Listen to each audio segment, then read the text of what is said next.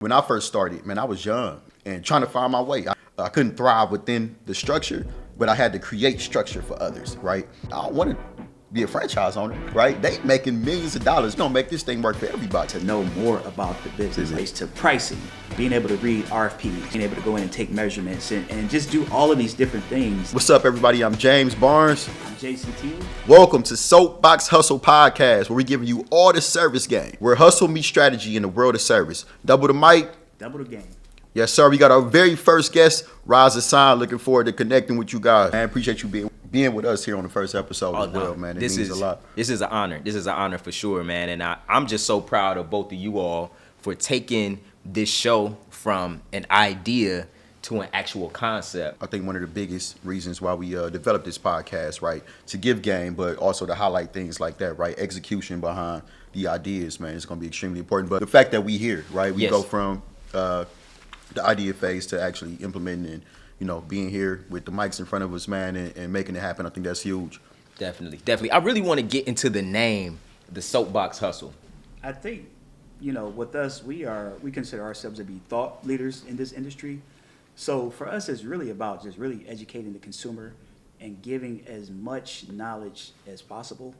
But at the same time, giving our own perspectives and our own opinions about how things in industry work and how they flow. Gotcha. Yeah, and then we, you know, one of those things is, you know, we plan on the name of SoapBox, right? Double entendre, right? We talk about SoapBox, both of our roots being in the cleaning industry, but also the slang of SoapBox, right? Of being passionate about a particular topic and speaking on it. And then hustle, man. We both hustlers, man. But part of this podcast is we want to kind of expound on how we turn a hustle into a business, right? Which people can rarely ever do, right? They get caught up in the run around and not creating systems to separate themselves from a hustler versus a business owner, man. And I think that myself and Jason was able to successfully make that transition, right? And really want to touch on why, you know, we feel we qualified to bring y'all this game, man. Like, we ain't just two guys that say, hey, man, let's go over here and just talk about some stuff. It's like, nah, we been in the service industry for years, right? Myself starting at a young age, I was like officially starting a business. I was, 20, 21 years old, but well before the end, right? We were always providing services to the consumer, right? So years and years and years of experience, growing a business, creating different systems. I think that, we felt like it was time to get some game back to the people. But as we go on throughout the podcast, man, I think that it's important to highlight, we'll be passing out, giving opportunity as well, right? So it's many different layers, right, to the podcast that we'll be talking about. Jason, want to give the people some insight, background? Yeah, absolutely. So my journey is a little different from yours, right? So I actually got started from my older brother, my sister-in-law. So I don't want to tell you guys how old I am, but I say about 20 years ago, there was an ad. This is when people would put ads in the newspaper. There was an ad in the local newspaper, the Cleveland Plain Dealer, and this particular company, it was a cleaning franchise, but they were looking for contractors. Yeah. So my brother and my sister-in-law, they actually became contractors with this particular franchise, and this franchise is since then it's really expanded. Grown up. So what they did, they actually ended up bringing myself on and then another brother, and we worked with these guys for several years. Now, with this kind of being like our first time really getting into the business, we didn't know the business aspects of it. We just knew how to clean office buildings, mop floors, very little about like actual flooring processes like stripping and waxing and things like that. Yeah. So just to kind of and I won't drag this out too long, but just to make a long story short, we worked with these guys for some years, and then we just really wanted to know more about the business. Like, how does this business function? How does it work overall? So as it relates to pricing, being able to read RFPs, being able to go in and take measurements and just do all of these different things that kind of flow within this business. We weren't learning that from this particular franchise. Right. They would call us for an opportunity and say, hey, this is the opportunity. We're going to pay you this amount. Would you like it? Yes or no? Right. And we would be able to decline or take the offer, which leads us to where we are now. Just kind of over time, we wanted to grow, we wanted to expand, but we knew being up under an umbrella. Like, we really couldn't grow the way that we wanted Absolutely. to.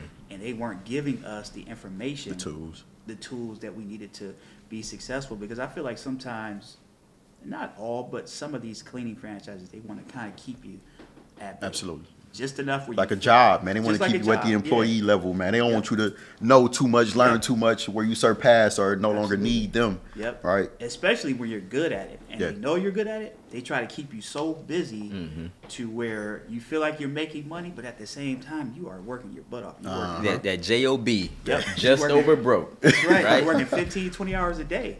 Yeah. And then when you wake up, it's just this endless cycle. Yeah. And it's just on and on and on and on and on.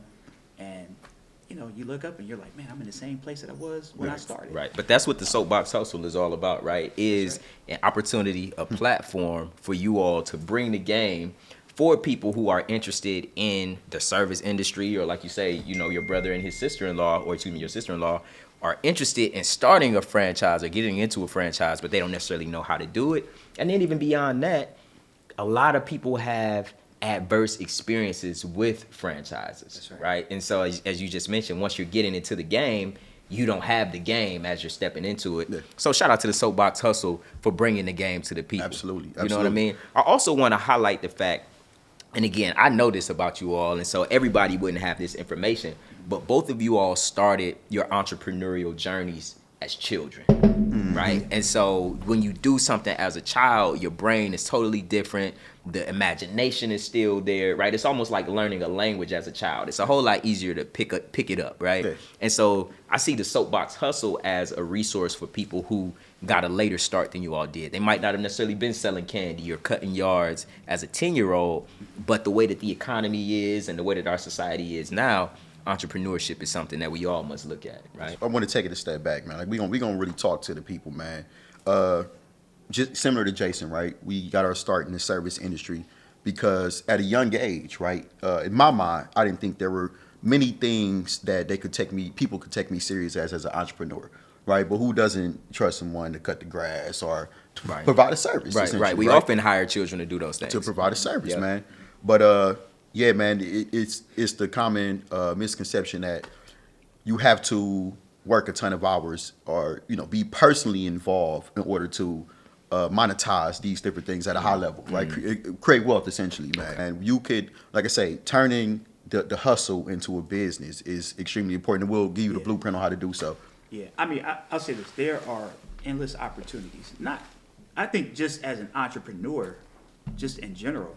But when we talk about this space that we're in right now, a lot of people don't realize that there is so much money to be made. And we did a recent radio interview with you on your talk show, and we talked about the numbers. And I think again we talked about something like a $60 billion a year industry. So people don't realize it, and I think a lot of times. On the outside looking in, folks may look at us because, we are in the service industry, whereas maybe we aren't successful and we don't have anything to prove to anyone. Bro, But come at on, the- man. Talk to him, But man. at the Is there same anything- time, yes, there are some lucrative opportunities. But before you get there, you have to crawl before you walk. And these are some of the things that we want to touch on. Like there are, I think, certain steps that we had to go through that no one, I would say, just gave us information. We had to find these things, kind of like being blindfolded almost. We literally had to find certain things, certain pieces of information were being withheld from us. So again, today we are here just to really enlighten the people about the opportunities and just really give out some free information. Yeah, man. And that's what it's about, man, giving out that information, man. But again, we giving game, but we also giving opportunity as well, man. Right. Which is, the separation, the differentiator from everything else. Can we dive into that, James? What's that? Just as Jason was just going into some of the realities of the industry itself, right? Going into some of the opportunities, but I really think it's important for you to lay out for the people why you chose to start your cleaning company from scratch versus going with franchise opportunity. Man, so, listen, man, when I first started, like I said, we just started. This ain't we giving game, but we want to have real conversations, with y'all. But when I first started, man, I was young. When I say young, I was fresh out of high school, 18, 19 years old, and trying to find my way. I knew for a fact that having a job was not for me. I wasn't great, and it's ironic, man, because I wasn't great with, I couldn't thrive within the structure, but I had to create structure for others, right? To thrive within the system that we had. But yeah, man, when I remember having meetings with local franchises, man, going in there as a kid, like, I don't want to be a franchise owner. How can we be a partner? Right? They making millions of dollars, man. I can barely pay my phone bill. But I'm like, no, we coming into this thing as partners. Like, we gonna make this thing work for everybody. And I remember, man, I'm not gonna say any names, but I remember the lady who I met with looked at me and she was like, yeah, the value that we bring is we do what you can't do. We help you get contracts. And I was like, who can't get contracts? Like, oh, you talking to me? You felt offended real quick. Bro, you talking to me? So when I left that meeting, man, Raj, like, I don't ever take these things as losses and feel down. It's like when I leave out these meetings and I feel like somebody disrespected me, I'm about to shit on you. He puts them on the list. Hey, James has a you probably list. got a call that day, like, yeah, see, she on the list, man. That's the Virgo in you. That's what. Yeah, that's the Virgo, and, man. and when he opens the list, it's like a scroll that comes down. Yeah, you know, absolutely. like And when I'm slowly swiping names off that, that's job. hilarious. But yeah, it's a lot more people that got added, man, just this week, man. But but no, man, I took that as a personal challenge, man, and that was my mindset going into it. It's like I'm not going into it with the working mentality. It's like, no, if I'm having meetings with somebody, I want to figure out how can we form a partnership and work together, right? But again, building at a ground level, man, but always seeing the end goal was what set us apart from everybody else. Let's talk from that standpoint. James, you and Jason both talked about you got into the game and there were some mistakes that had to be made in order for you to learn and get to the place that you're at right now, right? What are some of the mistakes that you can think of, maybe those top 3 mistakes that if you could go back and tell your younger self, do this differently, or talk to this person first, or make sure you have this piece of paper work in place before you do that, right? What are some of the things you learned? I think for me, I think around that time when I started, I was in my early 20s. So I think not having a basic understanding of business. Also, I didn't realize back then, I know it now, that you could work in the business and not on the business. You just get so caught up in just working, and you're like, man, I haven't done a thing. Right. Absolutely. And I think also really just continuous growth. Yeah. Education, learning more about the industry, whether that's, on the business side or whether that's, specialty services, all these different things as it relates to what we do. Yeah, you hit on some good points, man. It's so much, like I say, we don't want to overwhelm you with information, but working on the business and not in the business was a lesson that I think I had the luxury of learning early, right? Because I got started so young, I didn't have much responsibility, right? So I could take those losses, right? When I say losses, I mean we could delegate certain responsibilities early, and I could take lesser pay to put the right people in place, so that we could grow this thing like we need to. I'll give you an example, man. I remember one of my first accounts. I was cleaning a lot of stuff myself, right? We was in the field, we was doing everything, and I was by my solo dolo. I didn't have help unless I had one of my friends or somebody come help me out, but cleaning. And I remember I said to myself, I said, man, I'm not going to go past 6 months, right? 6 months on this account, I cannot be here still cleaning. And 6 months came, I put somebody else in there. And of course, I think I tell this story all the time. I was charging the client $20 an hour, right? $20 a man hour. So by myself, I'm profiting, right? Or eating all the entire $20. At the time, I said, okay, I can probably pay somebody 10. I could pocket 10, but I also can go out and get another 10 and another 10 and another 10 to where we can develop, a real business. So that was one of the lessons we learned early on. Transitioning from being a master of your craft to being a manager of people. One of the things that you just said, James, that I want to touch on as we start talking about the importance of operations is even before you had a team, you put a date on the situation, right? And so utilizing our time and setting those dates and really sticking to your dates, because I see a lot of people will set a day on the calendar and then 2 weeks will pass. They'll say, oh, okay, that's cool. I'll get to it when I get to it. But you held your 6 months. Oh, firm, man. right? That was a pattern. Like I set these mental dates in my mind, and I stick to it every single time. That was the first time. when I said I'm not. So let me rewind. The first date I said. So when I decided that I wanted to open up a cleaning service, right? This is an important topic, and Jason, you could talk on this too. Is getting the knowledge behind whatever field you choose to be involved in.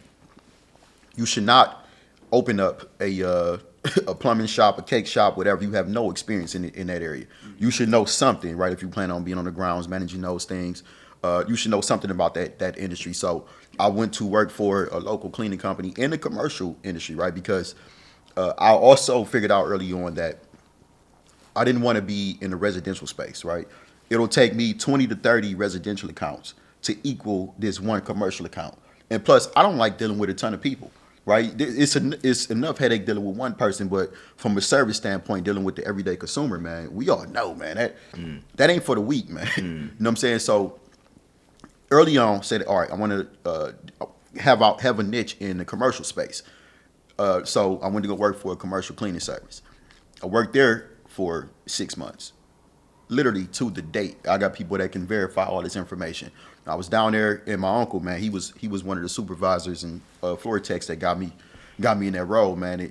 Rest in peace to him, man. But he used to get a kick out of it. This was a third shift job, and by let's say it was from like 10 p.m. to 7 a.m. By 5 a.m., I'm running down the hallway like I'm a kid, man. I'm running down the hallway shooting air layups, man. He'd be like, "Hey, man, what's your problem, man?" Like I'm ready to go. But I would be leaving there and then go focus on Immaculate cleaning, right? But and I also had a lot of energy because I probably took 10 naps throughout the night, man. Like we gonna get y'all the game, man. That's why it's hard we can't pull a wool over my head. Like Right. what they say, you can't bullshit a bullshitter. Yeah. So yeah, I get to the job, man. My first order of business was let me get about 2-3 hours worth of sleep, man. I wake up and do some cleaning, but I did learn what I needed to learn, right? So I set that mental date. 6 months, I was out of there. I was getting crazy. Yo, you ain't coming. Yo, I'll never see me again. Unless I'm bidding on this contract with the Immaculate Cleaning, y'all will never see me again down there. So that was the first time. And then the second time was once I did start working my own entity. It was like I have to, once this date comes, I'm done. I'm going to put somebody in place. I'm going to take a cut. Again, I had the luxury of doing so because I had a phone bill and I had to put gas in my car. I think, well, actually, I can just to touch on what he said. My situation was similar, but it came later on. Okay. Right. So I talked to you about working under the cleaning franchise, and then I actually, once my brother broke away from that franchise, I ended up working with him for years. Okay. And at that time, I just felt like even working with my brother, I wasn't, and I love to learn. Like I'm always wanting to learn new things, but I felt like working for my family, I was like stagnant. I was just stuck in this place, but I wasn't getting what I needed in terms of just everything in regards to the business. So I ended up, I have a friend, he works with a management company down in DC. So I sent him my resume, and I'm like, listen, this is the plan. I'd like to come out there and work for a cleaning company for a little bit of time, learn what I can learn, and then we'll figure it out from there. So I sent him my resume. And then I'd say probably within 1 to 2 weeks, I was flying out for an interview with these guys. And then that same day when I flew back home, they were literally calling me, offering me a job. And then 2 weeks later, Down there permanently. Permanently, yep. I was down in DC permanently. Wow. The art of doing. Yeah, so it was kind of crazy because I worked for 2 cleaning companies there. The first cleaning company, they brought me in, just like as a quality guy. So I learned how to do cleaning inspections, and I'm finding out what to look for and identifying issues within the cleaning.